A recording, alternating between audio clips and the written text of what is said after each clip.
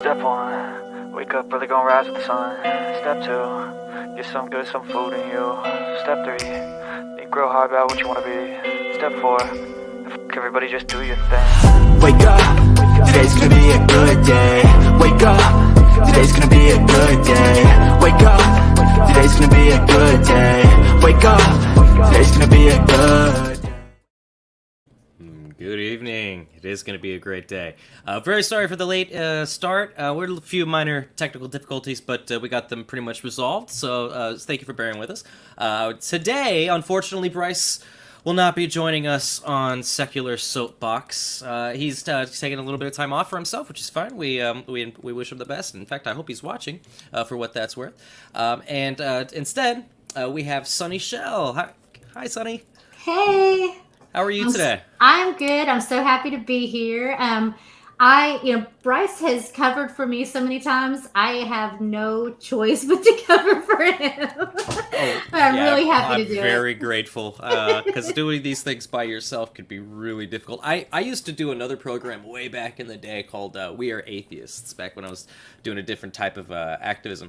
And there were several times where my co-host wouldn't show up, or I just, nobody would volunteer for that particular episode. And it's just me talking to a couple of cameras. It was actually in a studio. And we were it's just me talking to a couple of cameras. And, when you get thrown off like that, it's really bad on the ones where you expect your partner to be there. You just kind of have to wing it for at least a half hour just to wait for those calls to start coming. At least back then, anyway, we didn't have the huge influx of calls that we probably could have, admittedly. We were doing it old school, in a studio, and then broadcasting it, editing it after the fact, and then putting it out there. We were live on cable, believe it or not. We were on... Anyway, I'm sorry, I don't want to talk about that. Today, before I get too sidetracked, I'm going to make sure I have my notes ready for this, because I don't want to mess this up.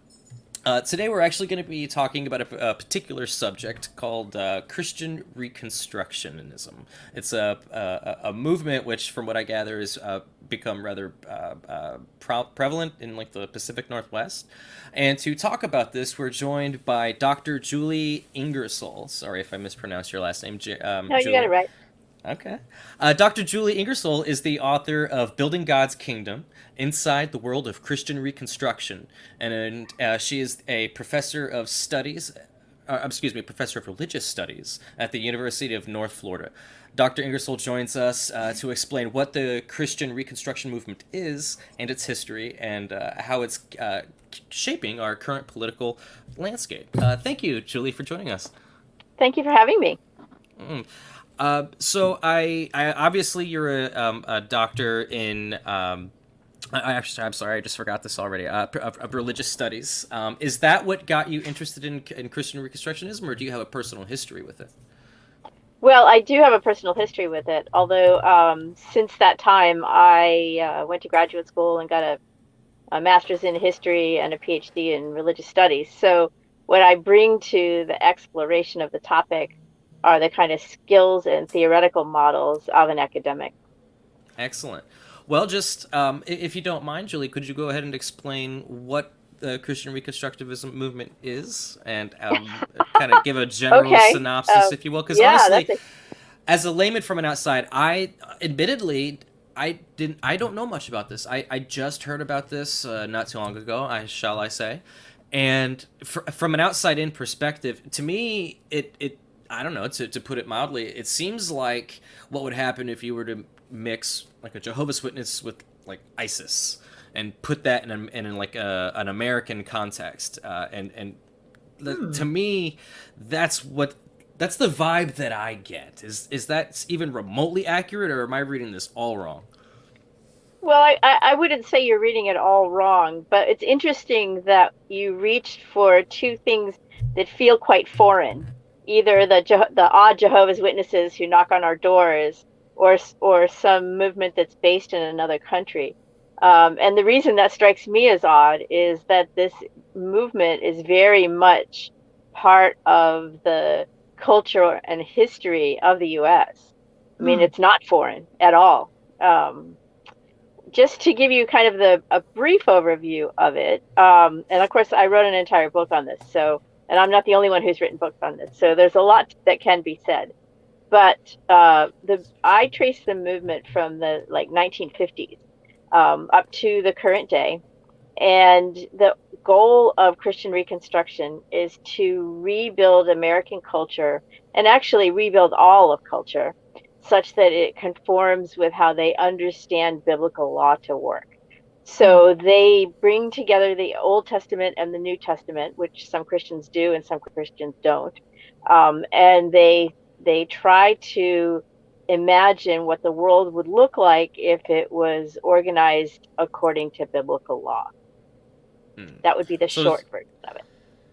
In my mind, I think of that popular television show with the women walking around in red robes. I can't think of it, but is that Handmaid's Tale? Handmaid's Tale, yeah. Is that like a similar view of the world that they're trying to make? I mean, granted, it seems utterly ridiculous and extreme, but I mean, in my mind, that these people are at least utterly ridiculous and extreme. Yeah. Yeah.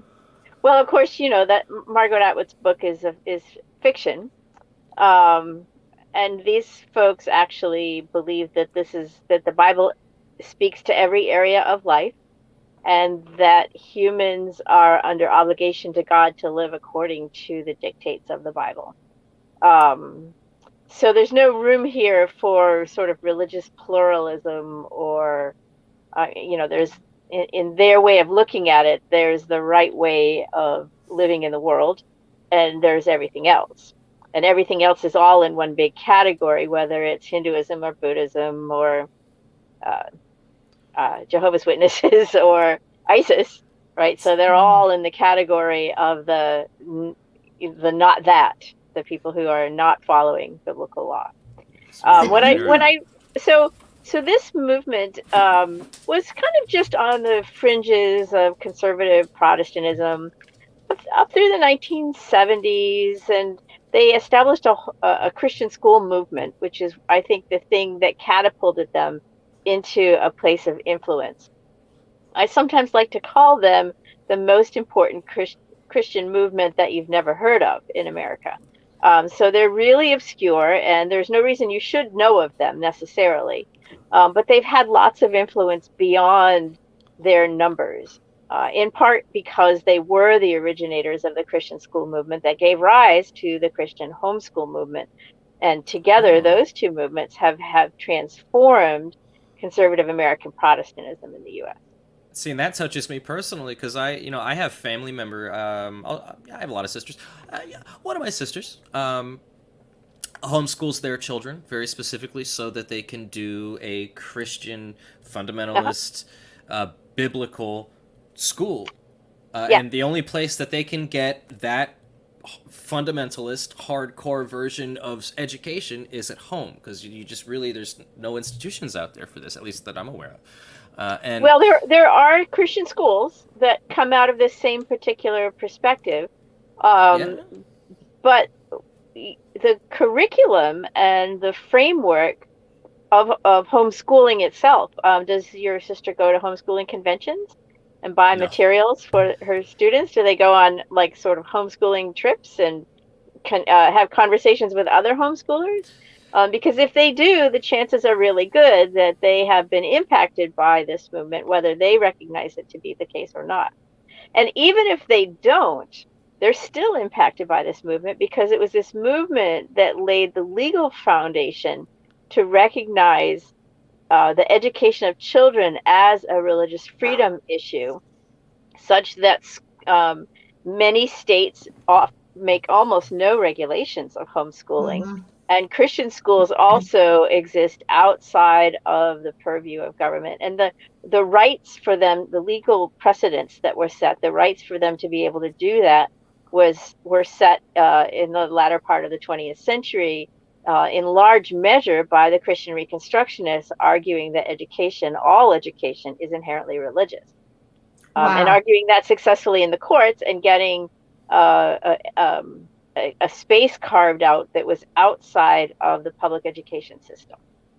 Now that impacts me, because the work that I do with abused children, one problem that we see is that not only are kids are homeschooled so that their parents can teach biblical literalism, the young earth creationism and that sort of thing. All of that. But then a lot of people also piggyback on that by not actually teaching their kids anything. It's just a way to keep them from being seen by others so they can abuse without having the risk of anyone seeing that. And human trafficking goes right along with that as well. And yet there's very little that we can do to combat it because of that, those laws that prevent, or not, that's not always laws, it's more just a lack of regulation that prevent us from being able to. And many homeschools, whether I like what they do or not is beside the point. I agree with you about the kinds of things they teach, creationism and whatever. But at the same time, many homeschool families do a reasonably responsible job educating their kids. That's not to say that they're all abusers. But the problem is the space that is carved out by that rejection of any oversight and regulation is a draw for people who are abusers. So It's not so much that all homeschool parents are abusive. That's not the point at all. But if they can isolate children so that they aren't in contact with other people and they aren't required to register and they don't have oversight in terms of any kinds of basic education, then the people who are abusive, who don't want to educate their kids at all, they will see that as a place to take advantage of an opening. Right. So it's very dangerous. There's an organization called the Committee for Responsible Homeschooling that is pro-homeschooling, but very much in line with doing the kind of work that would be necessary to address the concerns that you just mentioned. That's awesome. One thing, Caleb, you had said that it kind of makes you think of The Handmaid's Tale. What I've been thinking of as I've been listening to you, Dr. Ingersoll, is almost a Westboro Baptist Church meets the Amish. That's more where it kind of because it sounds to me like they are biblical literalists, so they have that Westboro Baptist Church feel.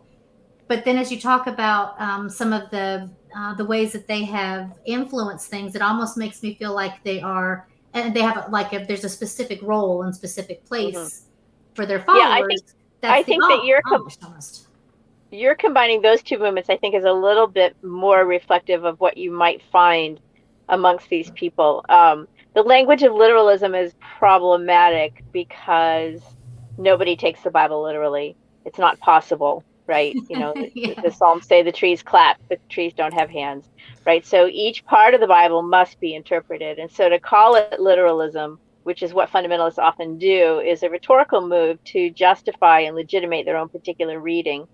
And the folks that I'm talking about actually don't claim to be literalists, but they are biblicists. So I prefer that sort of language. They're going to return to the Bible with their interpretive framework always to understand how to address a particular issue. So some of what I've written about has to do with these bizarre kinds of claims that people like, say, David Barton make about biblical requirements for policy. So I remember when net neutrality was a big issue in the government, and Barton was concerned that net neutrality violated biblical law. And you think, well, how in the world can you, right? I see Caleb. Yeah. So you what do you mean it violates the Bible? Well, they have a framework in which they understand the Bible as explaining God delegating authority to human beings in three distinct spheres: the church, the family, and civil society. And so when an organization does something that steps outside of its circumscribed legitimate authority, then they're violating the biblical principles as David Barton understands them, and as Christian Reconstructionists teach them. So because education, for example, is within the purview of the family and parents, when the civil government steps in and tries to establish a public education system, they are, in the view of these folks, violating biblical law, because that's not the purview of the civil government, that's the purview of the family. So you see widespread opposition, not just support for homeschooling and Christian schooling as a biblical alternative, but literally opposition to public education. And when I wrote that, this book has been out since 2015. And when I wrote this, I wrote very, very strongly about how much opposed to public education these folks are. But at that point, there was very little happening on that front. You see it all over the place right now, though. The attacks on K through 12 education. You see public officials now actually literally out and out saying that they oppose public education. You didn't have that a decade ago. So there are ways in which the goals of these people are meeting with success finally. And education is one of the most important areas where they are finding some success. Are these the people who are sort of behind the scenes in the whole like intelligent design intrusions and things along those lines? So how are they? Do you have any idea about how it works behind the scenes with these organizations? What are they doing as a political movement, and how are they getting the funds or whatever? Anything like that? Do you have any inside knowledge on stuff like that? Yeah, I wrote a book about that. As a matter of fact, she does, ladies and gentlemen. I know, right? So I think the most important thing to recognize is that they take a very long view of things. So one of the chapters in my book looks at an organization called Vision Forum that was very important in homeschooling until it went defunct in 2014. And that organization talks about homeschooling families building 200-year family plans. So the idea is to build a multi-generational dynasty that's going to work to transform culture. So one of the reasons that progressives and secularists often miss the influence of these folks, and believe me, but the entire time I've been working on this, I've had people tell me I'm overreacting and I'm just being an alarmist and these people are only fringe and all of that stuff until you suddenly see their work coming to fruition. And it's because they don't think in terms of this legislative session or this upcoming election cycle. They think in 200-year increments, and a lot can happen when you have that kind of a time horizon. So one of the keys to their political success is the way in which they have been working toward this since the 1950s, right? So this critique of public education, for example, was written by Rousas John Rushdoony in the 1950s initially. Then into the 60s and 70s, and it started making its way out into the larger conservative Christian culture in the 70s and 80s. But that's a long time. We're talking 75 years when they start to see some of the things happening. And it's also the case, I never make the claim that Christian Reconstructionists are solely responsible for the kind of theocratic shift that we're seeing in the U.S. They're part of the picture, right? It's a tapestry. There's lots of different influences that play into that. And this is just one of those influences. But my argument has always been that it's an influence that's far more important than is typically recognized.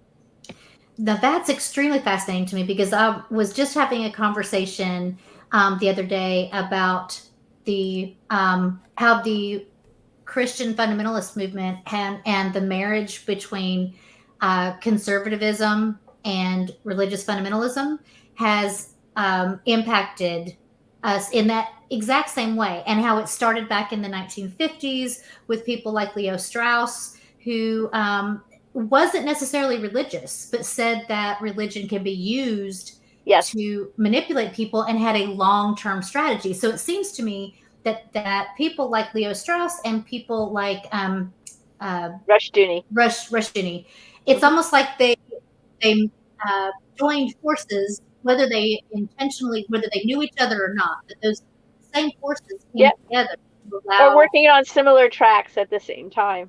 Exactly. And another figure that was really important in this is Francis Schaeffer. Oh, yes. Right? So there are a number of them. Some of them are explicitly religious. Some of them are not so, but see common cause with their more religious cohorts. Yeah, that's, they blend in very well. They don't really stand out that much unless they're actually out there picketing and things like that, I would imagine. That is to say that, I've, like, for example, I've worked next to a flat earther and had no idea, until he just opened his mouth one day and said something to me because he wanted to say something dumb. But aside from that one comment, I would have never known otherwise. He's just another guy. And so, like, these people blend in, and they have the added advantage of the fact that the people around them, by and large in this country, already believe, like, at least 80% of what they are, believe. Like, they got a ton of common ground to work with, is all I mean. And so it's a lot easier to work with people. And I'm going to guess, though, do they essentially... by the way, Julie, this is a question for you. Is one of the strategies here basically...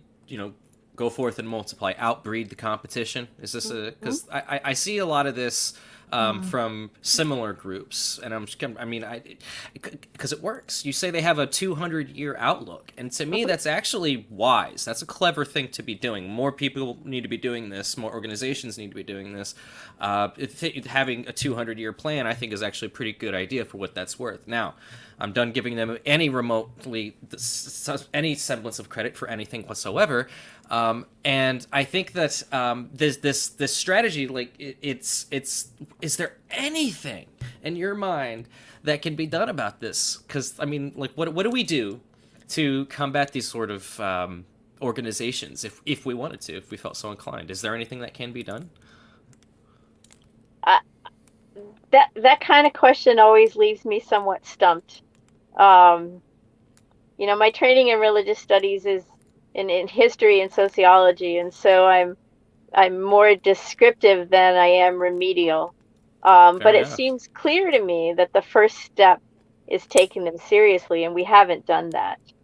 I was writing a piece today for the Conversation on the sex abuse scandal in the Southern Baptist Convention, and I had to link to my own book, and so I was on Amazon, and I saw the most recent review of it said, "Thank goodness this will never happen," and it was written in like 2016, and I was like, oh my goodness, right? So the truth is that that's how they were thought of for a very long time, and that's in part because their goals are unfathomable to so many of us, but it's also in part because the real core of Christian Reconstructionists, and Rushdoony in particular, said some really crazy things.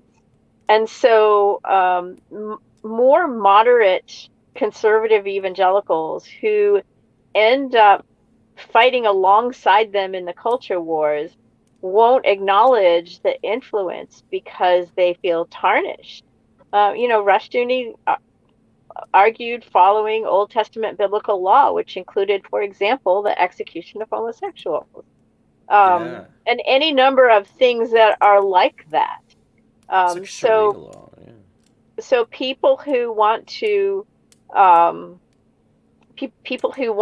transform American culture and make it more Christian in a more general sense don't want to be affiliated with this movement that did so much to lay the groundwork to make their efforts to rebuild Christian America possible. Really quickly, I want to show your book just so people can. We'll show it again at the end of the show as well. But this is the book that Dr. Ingersoll has been talking about, referencing. If you would like to get this book, it's on Amazon. Please read it. It's extremely important. Is it also on Audible? Do you know? I don't know. I'm not sure. Okay. I love listening to books on my way to work because I have a long commute. It's a very important book, and I definitely want to show it again before you go. But I just wanted to kind of plug that really quickly. Well, thank you. And I'm you guys found me on Twitter. I'm pretty active on Twitter. So when people read the book, I enjoy hearing from them and hearing questions and comments. So if any of your viewers do get the book and read it, I'd love to hear from them. So, speaking of your book, do you ever get into the actual like hierarchy unto itself, like of the Christian Reconstruction? Is there such a thing? Like I imagine that it's not like a church, right? That Right. with like a central body and everyone goes there every Sunday. So, what would it look like if you were a member and you got the brochure? Like what would that look like? Yeah, there isn't Like really a a new member, club. excuse me. There isn't really a club. It's it's more like Antifa, right? So the opponents think it's a thing, but it's not actually a thing. It's, Antifa is just people who don't believe in fascism. And Christian Reconstructionism is just Christians who believe in Christian Reconstructionism. And you find them in all different denominations. There are a few organizations that are more explicitly oriented around Christian Reconstruction. And they, they wouldn't necessarily even be organizations that you are aware of. But they hold conferences and they publish books and they make homeschooling curriculum and a lot of things like that. But there is no structure or hierarchy. This is one of the reasons that people used to say that they were just fringe and shouldn't be taken seriously, is because there's no membership list. There's no specific numbers, and their influence is in the places where they're present, rather than in the site. It's not like the NRA where you sign up for a membership and get a card in the mail. But churches across the country have people who've been shaped by this way of looking at their version of Christianity, who show up on Sunday morning with books to share with the people, with their people sitting in the pews with them. And they show up at the community's homeschooling group and share stuff. And it's much more grassroots and much more based in a series of sort of think tanks and other places like that than it is a denomination or something where there's a membership list. It seems like it's also a lot more in the places of power as well. It's like you either have the grassroots, and then you have the places of power. And if you can get both of those, then you influence everyone in between. Right. And a lot of times it's not that people would think of themselves as Christian Reconstructionists, but you can find the sort of odd ways of framing things and looking at things that are woven into how other political leaders who might not identify as Christian Reconstructionists, but how they think about, and David Barton is a perfect example of that. When I explained it before about the different spheres of authority, this is called sphere sovereignty. And it's not native to David Barton's kind of Christianity, which is kind of Pentecostal Baptist. It comes out of the Reformed tradition where the Christian Reconstructionists come out of. But somewhere along the way, Barton just sort of picked that up. And you find little vestiges of Rushdoony's work all through Barton's work. Barton's not a Christian Reconstructionist, and Christian Reconstructionists don't claim him, but Christian Reconstructionist influence is there. And when Barton was going out around with the Tea Party, or when he's serving on the committees in Texas that help choose textbooks for public schools, he's bringing with him the way of looking at things that he has imbibed coming out of Christian Reconstruction. So the influence is subtle.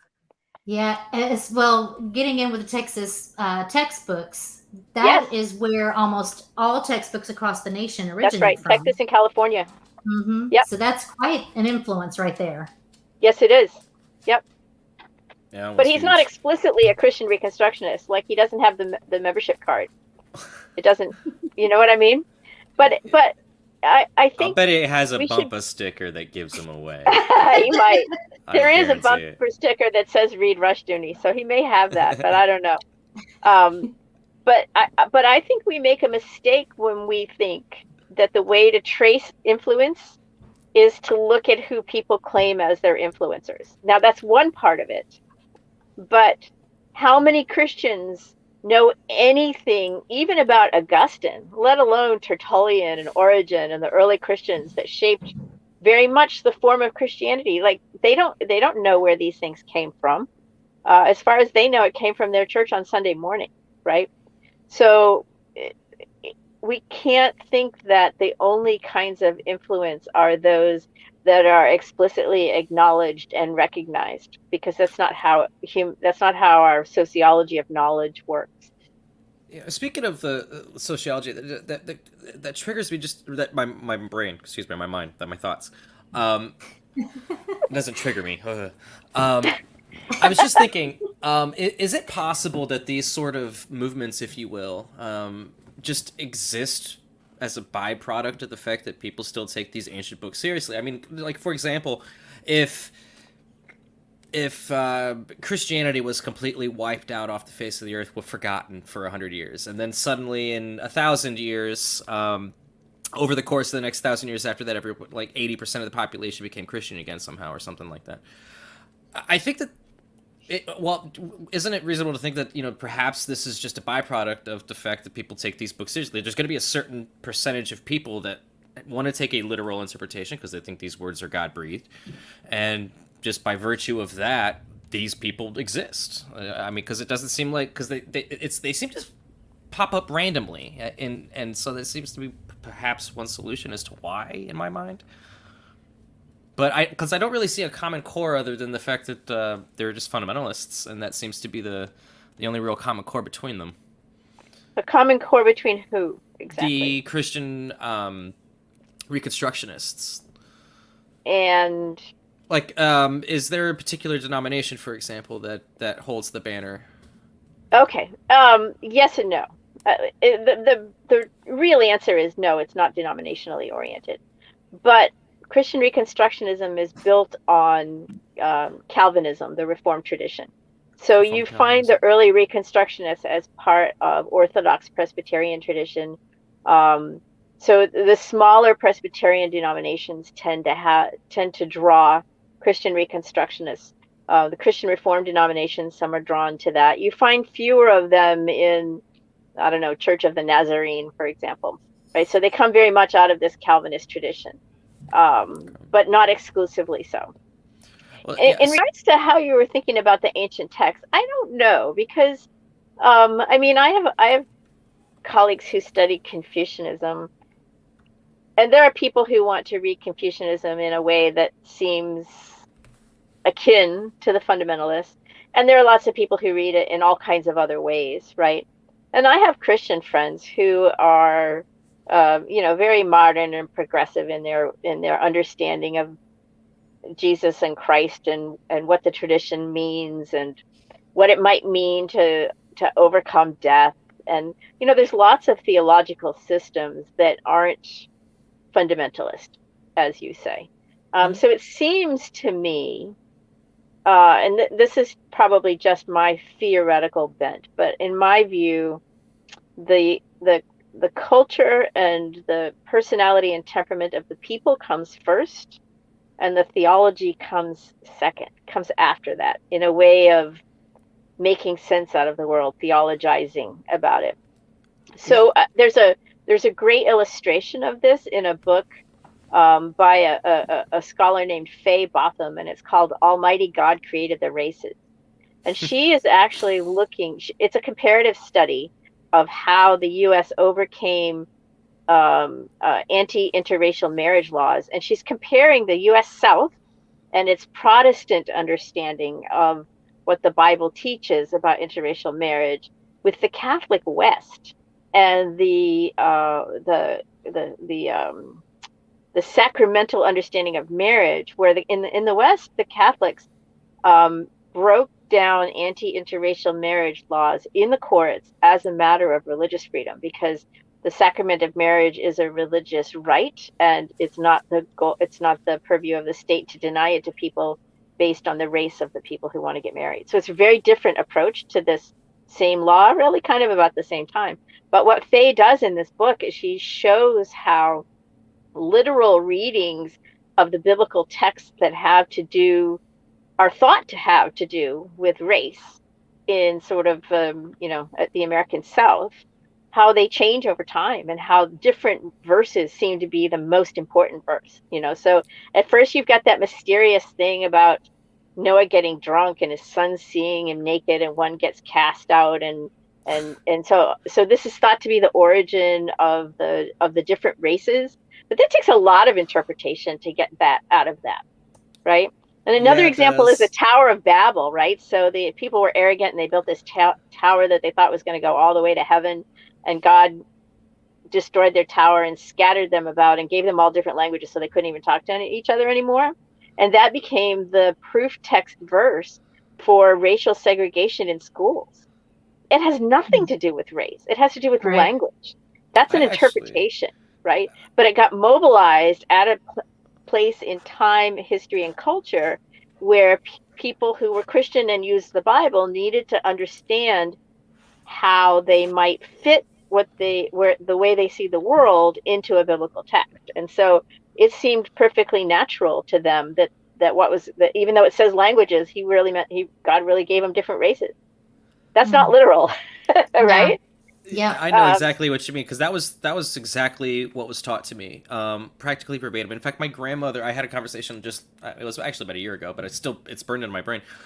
She tried to have a very real conversation with me about the Tower of Babel. I mean, so these are still conversations that I hear all the time, and she was telling me pretty much verbatim what you were just telling me, that secondary belief that you were describing, where it's like this is the event that created the races. And the languages and everything. Up until that point, like, everybody was unitongue and unirace in her mind. And it was the verse that became the justification for segregation. But if they had invoked that verse 100 years earlier, it would have made them the bad guys, because they were the ones that brought Africans to this continent to be slaves. So they actually, if you were using the Tower of Babel as a story, 100 years earlier, they would have violated the separation that God had built, right? But they didn't read it that way. That was then. This is now. Well, speaking of the then and the now, Skeptic Haven in the audience here asked, I think, a really great question. Asks, has the movement changed much since the 1950s? E.g., has the abortion been there all along, or are these things added and changed some over time? Sorry, I'm not very I good think at that's a reading really great question. And abortion, and you mentioned the large families that were kind of the other version of replacement theory, right? And they have changed over time, as religions do, right? So in the 1950s, abortion wasn't a particularly salient issue. People just didn't, they were concerned over communism, right? But by the time we had Roe versus Wade and abortion burst onto the political scene, they were all about fighting abortion.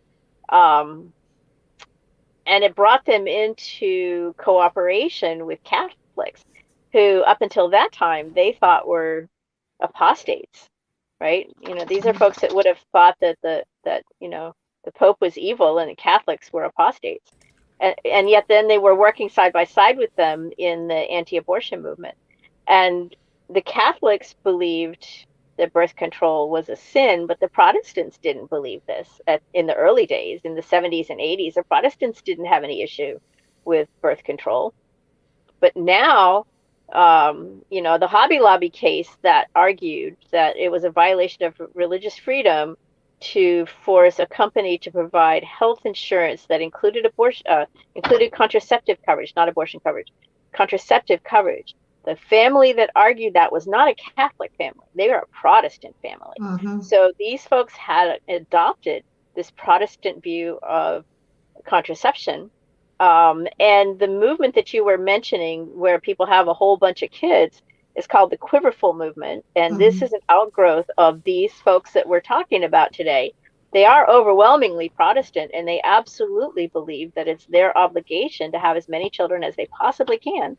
And that is a strategy for what they call exercising dominion, which is the establishment of the kingdom of God on earth. That's the title of my book, Building God's I think Kingdom. that's the spookiest part to me. That 200-year plan plus those two things alone, even if they are completely bonkers crazy, those two things alone might, assuming they can continue to breed, of course. I mean, because there might actually be a point where there's too many crazy people that aren't willing to breed with their cousins, and not enough outside of that gene pool, if you will. I hate to tell you, I but don't they know. keep getting recruits. Yeah. Right. The movement has grown to where, like, I mean, basically, it's not that people even recognize that they're in the movement. What I'm hearing from you is that it's become so infiltrated, in a sense, in so many other denominations, in so many denominations, because this is not even a denomination, that now it's become part and parcel with, evangelical, whatever, because evangelical encompasses so many things. And I think when you also take a look at that, and then you also have the moneyed interest who, and there are powerful people in office who are absolutely racist, who look at it from a different perspective, who are thinking, there's the people who are having abortions are the ones who can afford it.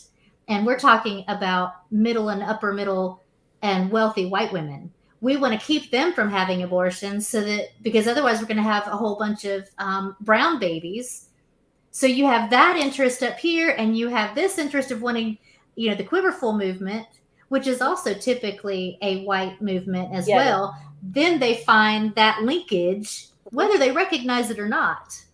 So It's all these different things that start coming into place. And it's like, wow, once you start seeing those linkages, those like a spider web going out. Yeah. Or a confluence of dangerous trends, maybe. Yeah. Right.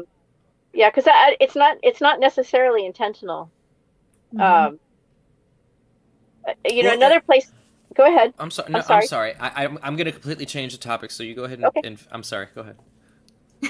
No, change the topic. It's fine. Okay. I want to kind of I put a halt in my mind. Again, this is a complete change of topic, but the thought just occurred to me. It almost, if you know nothing of this and you're coming in and you're listening to us talk, I can understand how you might get the impression that this is nothing more than conspiracy theory. How do we actually know that the Christian Reconstructionist movement, or Christian Reconstructionism movement, actually exists and isn't just something that is like a hot word to get likes and such? Well, I don't know how I can prove to you that they actually exist. Beyond showing you the things that they write and the websites that they build and the organizations. Okay. So there's actual, at least like websites and things. There's sure there where are. they get together, chat rooms, these sorts of things. Okay. But I think that your question is also interesting in a different direction, which is, if you talk to Christian Reconstructionists, they will say, for example, well, we're not really political, right? Or they'll say, we don't believe in a top-down solution to this. This will just be when the whole world is Christian. And those things are sort of true, depending on how you understand what they're saying. So there is a sense in which they do conspire. But there are places where they tell you in print that that's what they're doing. I'm not just imagining that they do this. Gary North, one of the leaders who recently died, had written that Christian Reconstructionists should promote the separation of church and state until they get into power, and then they should use it to strangle public education. Those weren't his exact words, but that's an honest paraphrase. No, I think that's a fair point too, because I had attempted to dive into this just a little bit as best I could, this topic, Christian Reconstructionism, and I stumbled upon almost immediately this video of a guy who was appearing as a guest on a Christian show, that rather prevalent one actually, to talk about Christian Reconstructionism. And what they're doing and their goals and their ambitions and so forth, etc. And one of the things that he had mentioned is, part of their strategy now, because they're so successful, quote unquote, is that now their global outreach is starting to really take off, allegedly. And he had mentioned that for example, they've got quite a movement stirring over in Moscow. He says that he described and how the scene was just ripe for them to come in and scoop up a demographic that was thirsty for this sort of movement. And now they're sort of exploded over there, allegedly, again. And so these movements, I'm agreeing with you here at this point. Just to reiterate, I don't think this is conspiracy theory. I'm just throwing this out there just to reiterate No, I the knew point you, that you were asking. Yeah. yeah, these people are really out there and promoting this stuff, but it's very subtle. Like I said, he's a guest on a show, and when you listen to the people that his other interlocutors, they're just not in there. Yeah. Even though these are probably more or less the more mainstream type of Protestants that he's talking with, these guys are just, good for you, man. You know what? You keep that good stuff up. You create that theocracy in Russia. Good on you, brother. Like they're really, giving him the thumbs up on this, and that's really spooky to me because these people have that encouragement. They have these people, like I said, there's a lot of common ground, so I don't think that they can be. I don't know how to outdo them in the long run. I think their ultimate game plan might actually be something to be concerned about in the here and now. I think. I'm sorry. At this point, I'm kind of going off on a tangent, but I do want to reiterate that to our audience. I don't know how to make my dog be quiet. I'm really sorry. No, don't worry about that's it. My fine. dog does it all the time. Okay. All right. Fine. As long as we acknowledge that is a dog that you're hearing. Just to the audience, though, if anyone has any questions, comments, or concerns, please feel free to drop those, and I'll do my best to keep up with those. In the meantime, I kind of want to get into a little bit more of the politics here in the stateside, and one of the questions that we have here is, have we seen more Christian Reconstruction influence at like a federal level or at the state legislature? Is this? I mean, would you say that it's too ambiguous? It's just a combination of both, and we just have to deal. Like, how would you describe the state of their political influence on the federal versus state levels? I don't know that I could say which is more. They're different, but it's definitely both. But one of the interesting things I think to look for is that way back when, probably in the 80s, Rushdoony was writing about the role of county governments, sheriffs in particular. So states' rights wasn't local enough for him. He wanted county rights. And you see some of that going on now. There are organizations of sheriffs that, well, it's complicated to explain, but it's rooted in John Calvin, right, who argued that Christians had to obey the law, the civil law, but they could rebel against unjust laws as long as they did so under the authority of what he called a lesser magistrate, a lower level official government with authority.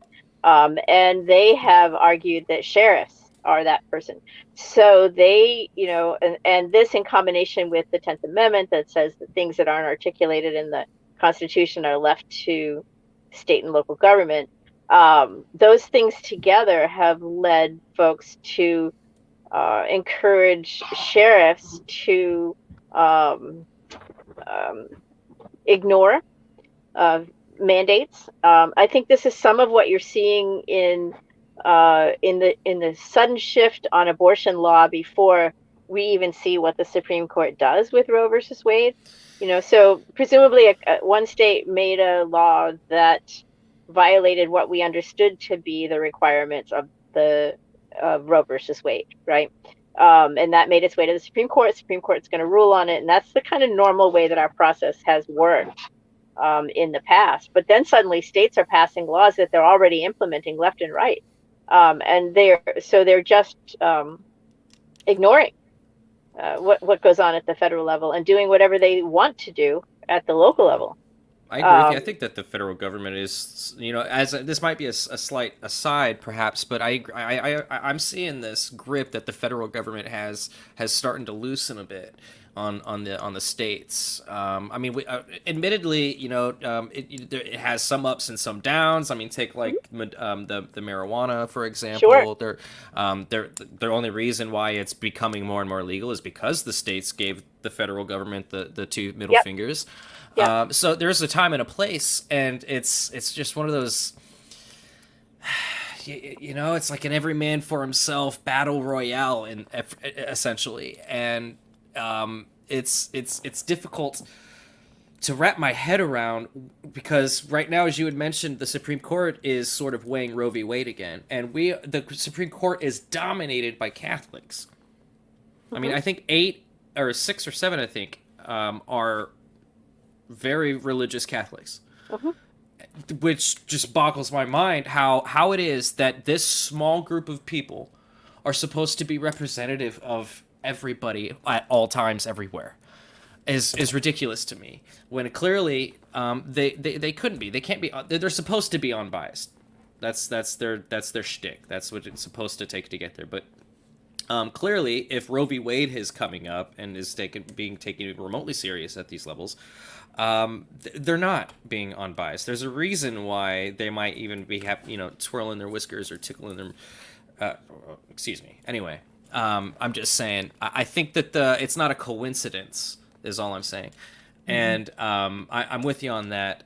Anyway, I don't want to get too far as tangent, because we only have a couple of minutes left. I had seen here, Congressman Barry Loudermilk.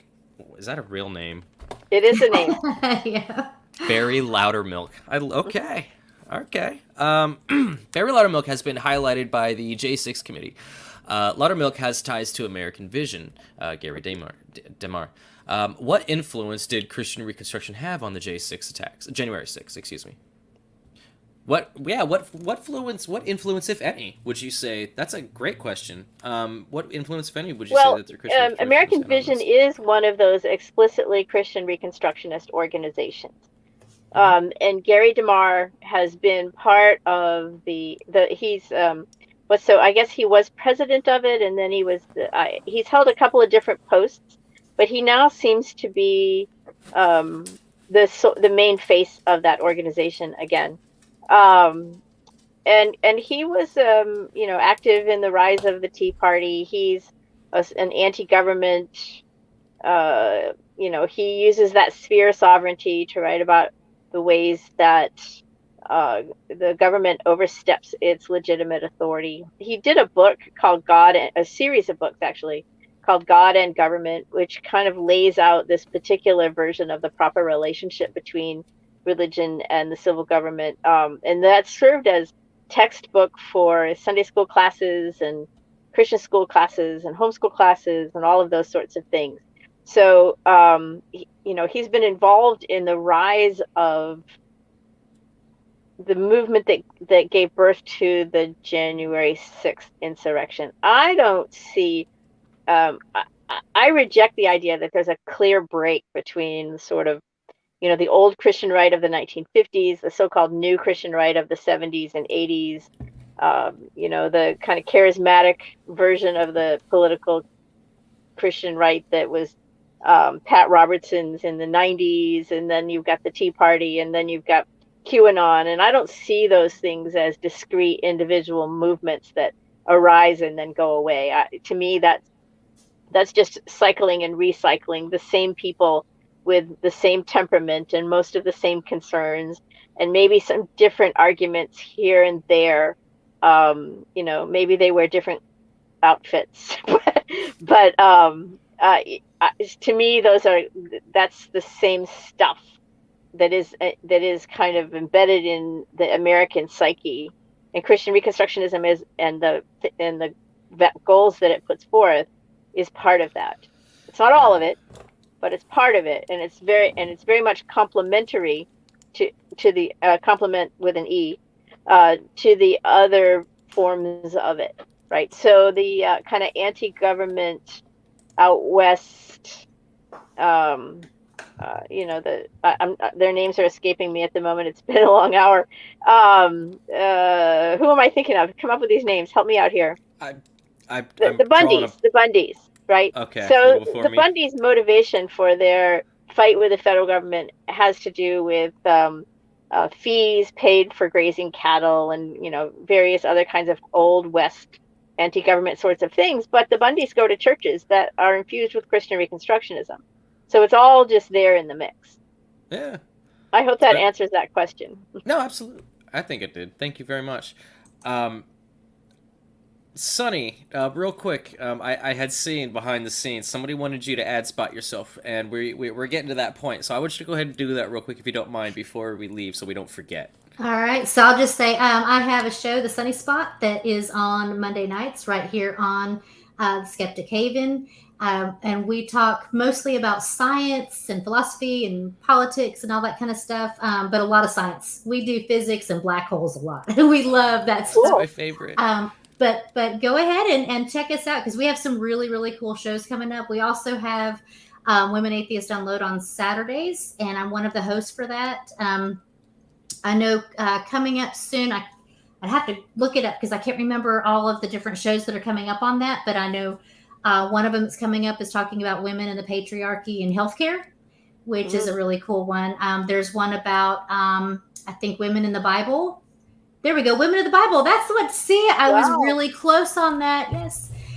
This past Monday, we talked about intersex, and you saw that up on there, which was an excellent show. We had a great show on intersex. So check out all of the other great shows that we have on Skeptic Haven because it's phenomenal. Just like this one, Secular Soapbox. We have some really great shows, and we have something for everyone. So check us out. Sounds lovely. So I actually want to spend just a couple of minutes here doing the best that we can, ladies, to explain to everybody, to spread the word, to do anything that we possibly can to sort of fight back against this particular sort of movement. And unfortunately, the only thing for me personally that I can think of is to sort of vote. Well, unfortunately, that was I was gonna say vaccinate ourselves against and future generations against these ideas. All we can do on the free market of ideas is outcompete them, which you would think would be very simple. But again, they have their homeschooling and the advantages that they have to really do their indoctrination when it counts. And so that's a very difficult thing to battle. And I honestly don't know what to... That is, again, because I think parents should have the right to teach their children whatever they want to teach them. That's the thing that I think is...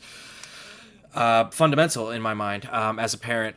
So I'm not really sure what could be done about that. So again, we just have to protect the mark. Anyway, and then beyond that, vote. But is there anything? Okay, anybody have any other better ideas? Vote, get people to vote. But there's that's the hardest thing in the world to do. And for some reason, these people just have. Maybe it's because they've always been doing it. They never stopped. But the secular movements.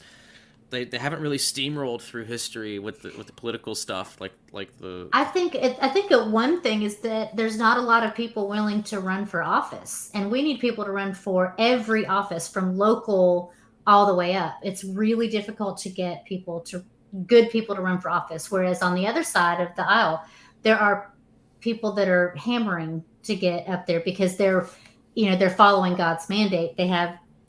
If you listen to them, they're like, God wants me to be up here. And the one that's running against them in the same platform is God wants me to be here. So we don't have that same kind of coalition behind us, that same kind of movement.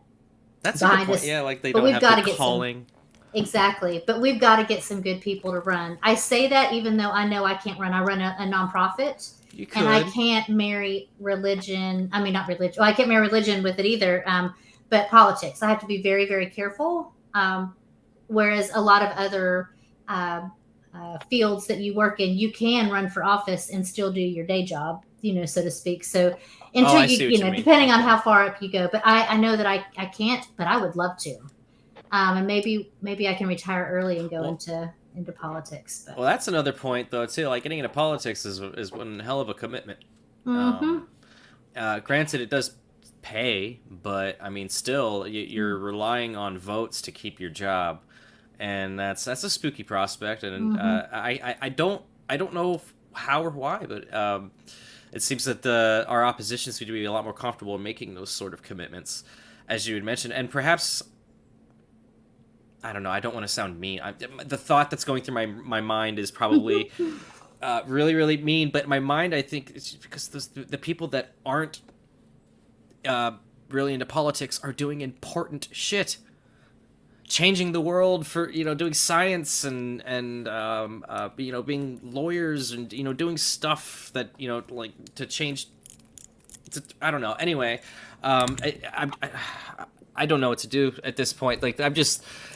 Julie, your book, does it have a silver lining at the end? Is there a light at the end of the tunnel?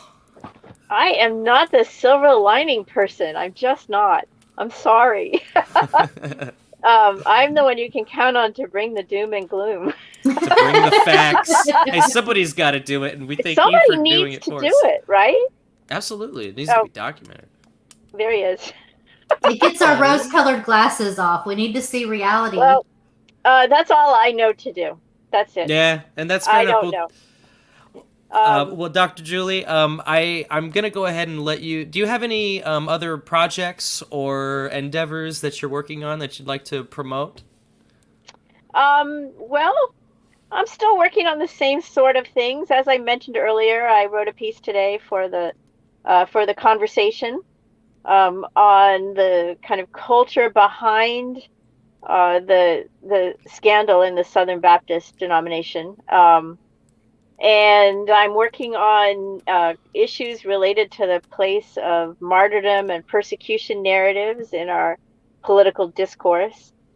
Doing a little more on religion and violence and just kind of the same stuff. And trying to keep my little schnauzer at bay. Schnauzer is adorable, and I love it. Yes, we love animals on here that make their little appearances, so that's awesome. I'm actually amazed that my dog hasn't jumped on my lap once during the show. I figured these lights would have brought him in because he's really interested in like the flashing stuff for some reason, like our toys that we play with my son with. He's into that stuff, but so I'm amazed that he hasn't hopped on my lap at least once. Now, Julie, you don't be embarrassed. My dog barks at least half the time. At every other episode, my dog is yipping, and just to go out, it's part of the business. Schnauzer. Okay. Well, anyway, Doctor, thank you very much for joining us today and talking about the Christian Reconstructionism movement and. Yes, thank you, Aaron, as well. And thank everybody in the audience for participating. Again, if anybody ever has questions, comments, concerns, we're more than happy to read those loud in the moment. Sometimes we'll even interrupt what we're doing if you have a really good question and throw that in the mix, because sometimes you guys have better thoughts than I do, and that happens quite often, actually, more often than not. I'm just some flapping lips that got lucky enough to be up here today with Sunny Shell, who, again, thank you very much for last minute stepping up to the plate for Bryce. This was a great show, and it was really nice to meet you, Dr. Ingersoll. Nice to meet you both, too. And what a great conversation. Yeah, thank you. I enjoyed it as well. Tell your viewers to come find me on Twitter. Yes, absolutely. Everybody, go find Dr. Julie Ingersoll on Twitter. Please read her book, and that'll do it today, guys. Thanks for joining us for another episode of Secular Soapbox, and we'll see you next week at 7:30.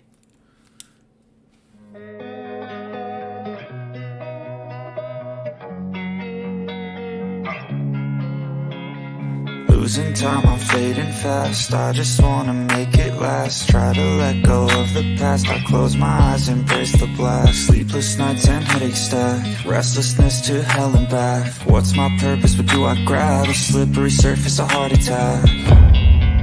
And sometimes you just gotta believe there's something that'll give you relief. There's something that'll have what you need. What you need. We're broken, it's tragic. We're not all elastic, but maybe there's magic. Believe you could have it. And I know of sadness, the anxious and panic, the infinite vastness of all that is blackness.